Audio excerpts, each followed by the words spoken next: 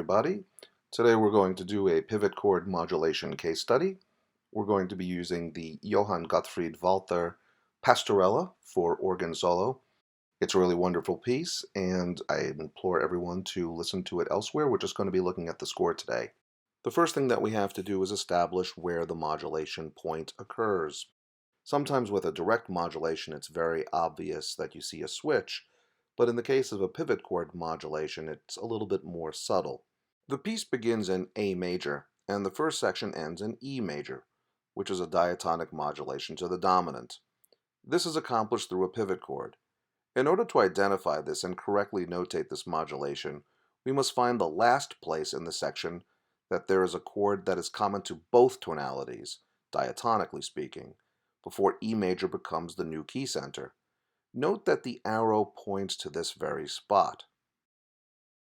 One thing many students have trouble with is identifying where a modulation point occurs. I often suggest to look for new uses of leading tones. In this case, we see so many D sharps that suddenly appear. It establishes itself as a new leading tone to E major. Now let's focus on this transition and how to notate it. Notice that we have two levels of tonalities indicated. The original A major, in which case the F sharp minor chord functions as a submediant, and the E major directly below it, in which case the F sharp minor chord functions as a supertonic. This is indeed the pivot chord. Subsequently, all harmonies are analyzed in the E major tonality. We'll notice that this is called a pivot chord because it is common to two different keys, E major and A major. But since we continue on in E major and have a cadence, we call it a modulation and not a tonicization.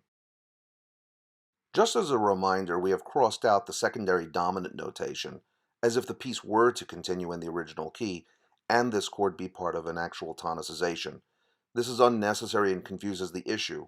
Once you have found that pivot chord, all subsequent harmonies can be notated simply in the new key.